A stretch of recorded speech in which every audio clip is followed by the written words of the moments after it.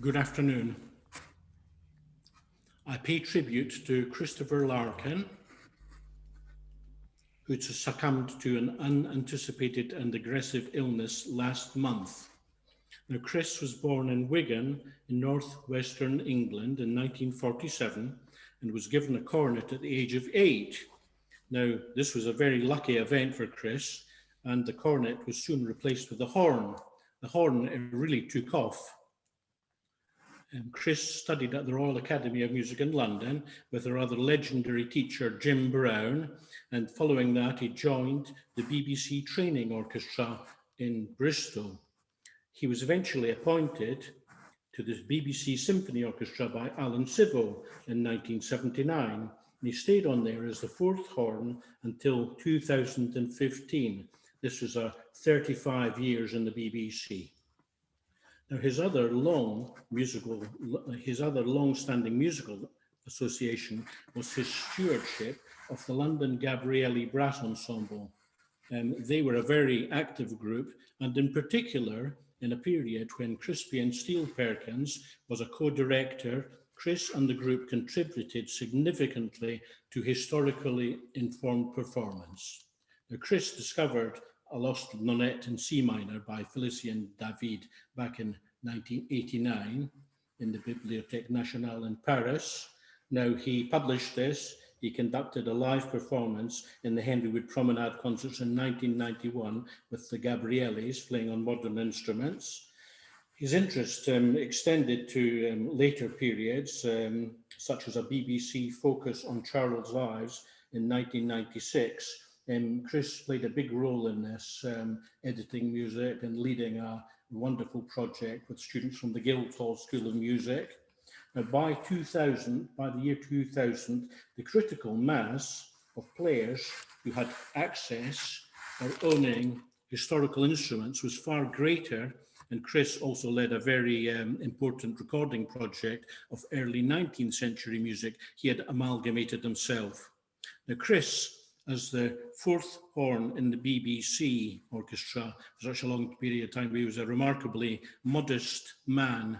In some ways, he was a slightly unsung hero, but really to us, in his research activity, he was an incredible pioneer in Britain. He simply gathered a great deal of knowledge, and he had the boundless energy to carry things through.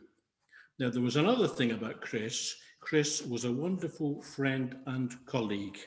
He was really great fun to work with and be with. Now, last night, John Wallace and I reminisced about working with Chris, and I'm very touched that this tribute can be concluded with a special anecdote. So really, at this point, it's over to John Wallace to remember Chris. Thank you. Thanks, John. I had the great privilege of playing with Chris Larkin on many occasions. Chris was an extremely talented low horn player, and the sound he made was so wide when the Gabrielli played as a brass quintet that he was the glue that held the sonority of the group together. I remember Crispian Steele Perkins saying, "Keep pumping that filthy sound out, Chris. You're hiding a multitude of sins in the trumpets."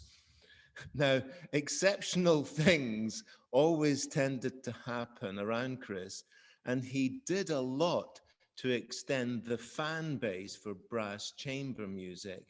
I remember one trip to Caraquesh in Catalonia in the mid-1970s. We were playing in a Baroque church in front of an organ festooned by gilded cherubs, and sitting in the front row was this elegant elderly couple, the gentleman with an ornate waxed moustache, spats, an ivory-topped cane that he kept tapping in time to the music, and his wife, though elderly, in a negligee. Now, I whispered to Chris, "Is that who I think it is?" "Yes," he replied, "they're our biggest fans in Catalonia." So after the concert, we got our pictures taken in front of the gold organ with Salvador Dali and his wife, Gala. fans of brass music.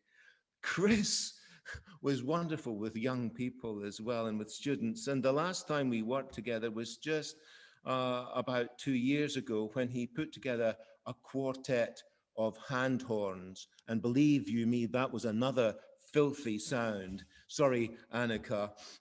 And this was to do the Neukomm interludes in a side-by-side with Trinity College, with the whole Requiem as well in St. Alphage's in Greenwich in England with John Miller uh, playing the keyed trumpet. So John and I spent just so many happy days playing with Chris, who was a tremendous character. He'll be sorely missed, not only by us, but by many brass players on our side of the pond and everywhere.